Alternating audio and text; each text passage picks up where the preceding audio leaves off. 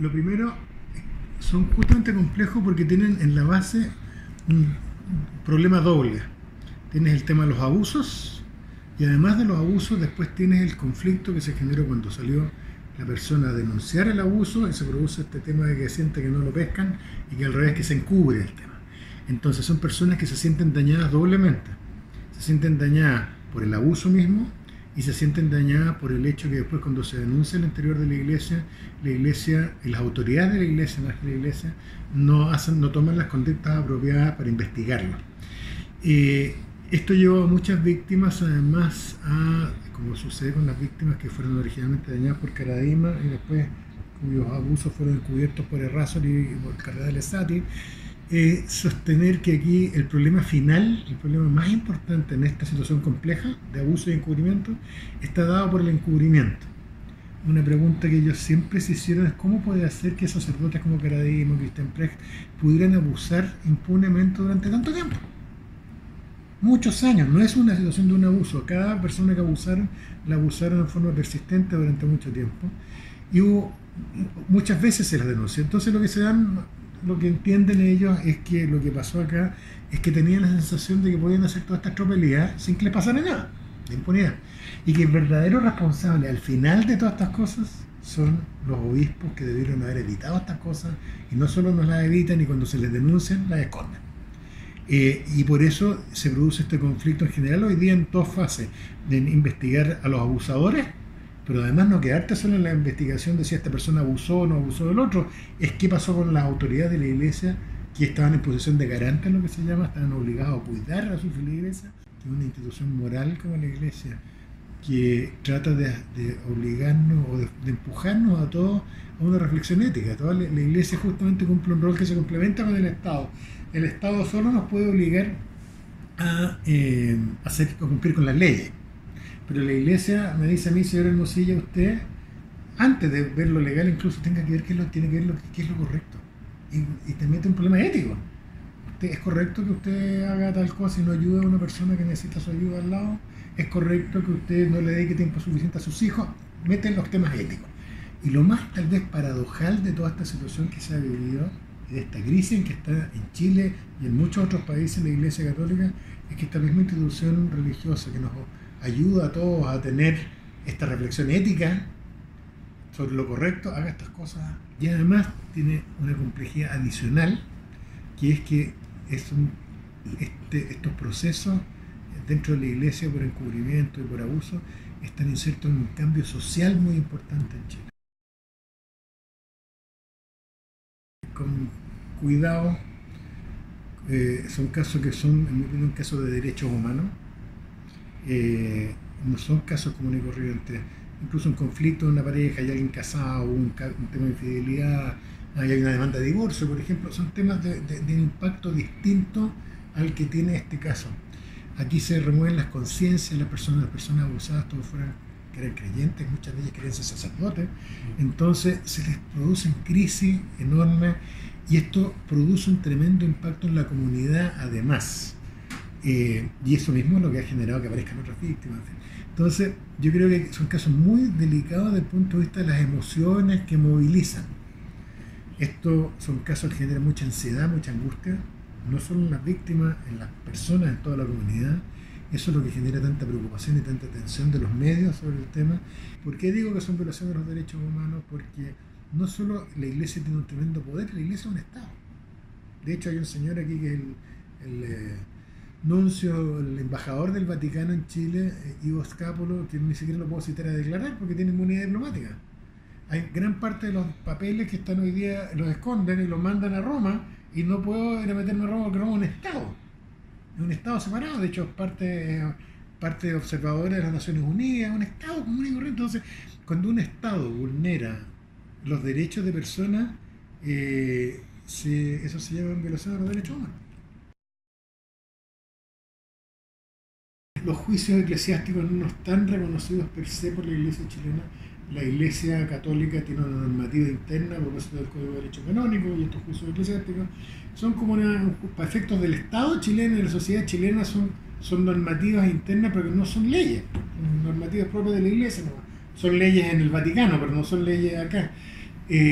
Eh, y no creo que sea lo decisivo, sobre todo cuando se ha comprobado, en mi opinión, tantos casos en que la investigación eclesiástica no fue tal, sino que más bien todo lo que se hace es una especie de simulacro, técnicamente, como que están investigando, pero les interesa tapar esta cuestión y echarle tierra.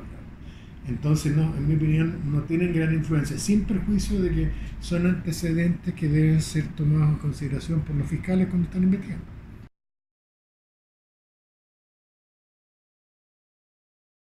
Lo primero es que hay que tener cuidado por lo menos con las personas que yo asesoro y defiendo, de no crearles sobre expectativas. Aquí, respecto a este estado de cosas, de estos abusos persistentes, permanentes adentro de la iglesia, hay un responsable principal que es la iglesia y hay un responsable subsidiario que es el Estado. El Estado está obligado a actuar de oficio. Hay una convención internacional de derechos del niño que pone expresamente al Estado como garante y le dicen que los derechos humanos de todos son fundamentales, pero por sobre todo usted tiene que preocuparse de los niños. Es que dejarles en claro que aquí hay un éxito en dar a conocer esto. En el solo hecho de obligar al Estado a que se meta con las acciones legales, eso ya es un éxito. Y hay hay expectativa de ganar esto. Hay una sensación ambivalente porque no se tiene confianza en el Estado, pero ellos saben que están construyendo historia con esto. Si uno quiere saber, ustedes mismos como periodistas el día de mañana quieren reconstruir el caso, están los expedientes judiciales. Lo que yo diga, bla, bla. Están los expedientes. Uno quiere saber cómo enfrentó a la iglesia esta crisis de los abusos. Está la contestación de la demanda que presentó el arzobispado en nuestro caso, cuando los demandamos por encubrimiento. Entonces, la primera meta, la primera cosa que esperan las víctimas es prender un foco. Es algo parecido a lo que hace la prensa. Esto es algo parecido con las acciones legales. Las acciones legales permiten hacer eso. Entonces, lo primero es destapar esto. Segundo, mostrar una realidad que es brutal y que es dolorosa. Y la expectativa final de los defendidos es esa, es aportar un granito de arena para que el país sea un país más seguro para los niños. Salen mis clientes, me vienen a ver y presentamos denuncia por acciones legales.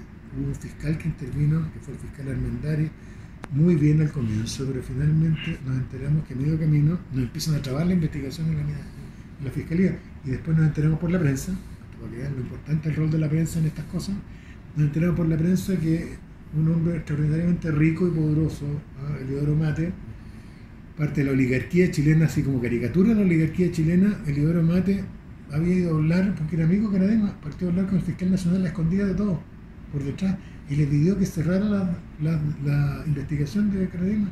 Y el fiscal nacional, sin informarle a nadie en ese momento, Saba Chaguán, sale después y dice esto y dice, creo que hay que cerrar esta investigación. Imagínense el Estado chileno, imagínense la agresión que significó para nosotros. Después, a continuación, se declara incompetente esto y se lo mandan a los tribunales antiguos. Llegan a los tribunales antiguos y el juez dice que no quiere investigar esto, que no lo quiere investigar. No recibe a mis defendidos. Ese es el Estado chileno. Que citado a declarar el cardenal Esare, actual arzobispo de Santiago, citado a declarar en una causa que se está investigando el potencial encubrimiento o cómo escondieron los abusos sexuales, no declara y ese uso del derecho a guardar silencio. Pero esto es un escándalo, no porque no tenga derecho a hacerlo, lo tiene como todo ciudadano. Pero ¿en qué consiste el derecho? El derecho a guardar silencio consiste en que la Constitución me dice, señor Hermosillo, nadie lo puede obligar a declarar a usted por algo en lo cual usted pueda terminar autoincriminándose. Por ejemplo, yo no pago todos mis impuestos. Se querella el servicio de impuestos internos y me piden que yo declare, yo hago uso del derecho a guardar silencio, porque ¿cómo voy a autoincriminar? Pero aquí no estamos hablando de delitos tributarios, estamos hablando de abuso sexual sistemático de niños. Y viendo si él ocultó o no ocultó los antecedentes, y él dice, lo citan a declarar, y dice que no va a prestar declaración. Él tuvo parada la investigación y cerró la investigación, y no quiso investigar. Este mismo documento que mostró en la corte muestra que lo único que está preocupado era protegerlos a ellos. Entonces, eso es el encubrimiento. No está preocupado de hacer delito, estoy preocupado de proteger a Caradima y su grupo. Entonces, acaba de desarmarse una máquina que montó la iglesia loca, que fue este recurso de protección que se vio ayer, una causa que nosotros somos querellantes también, en que se aburrió el Ministerio Público de pedirle antecedentes a la iglesia que no se los pase sobre abusos sexuales infantiles y va y allana una serie de obispados, ¿se acuerdan? Para eso se le piden antecedentes, dice que no los tiene, que los mandó Roma. se va y se gana. Y los tenían acá, los tenían escondidos en el entretecho tapados con una sábana, weón.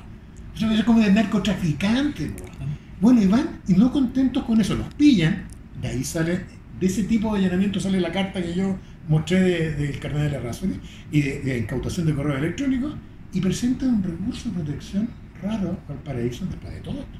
Porque dijeron que no tenían nada, resulta que las cosas estaban y se encontraron tapadas en el entretecho.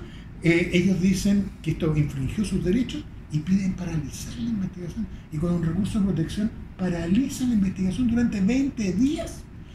En mi opinión, eso no es, la ley no permite hacer eso. Eso fue un tráfico de influencia que hicieron, vaya a saber o no cómo, con algunos de los ministros de la Corte.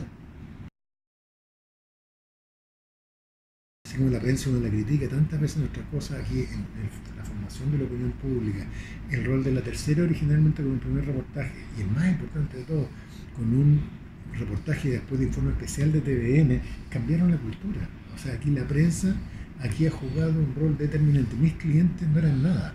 Yo tampoco, soy un abogado común y corriente, no tenemos ningún poder. Y estas tres personas, a mano limpia, se enfrentaron con toda esta gente muy poderosa, con abogados poderosos, con asesores comunicacionales muy poderosos, en ese momento con un apoyo cerrado al inicio de todo el resto de los obispos.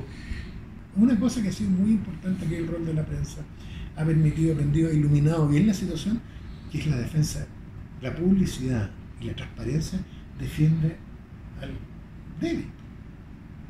Porque eso permite evitar que en la oscuridad Enrique Correa, los abogados de ellos, Hugo Rivera, o lo que sea que son los abogados que están trabajando, hagan cosas por debajo.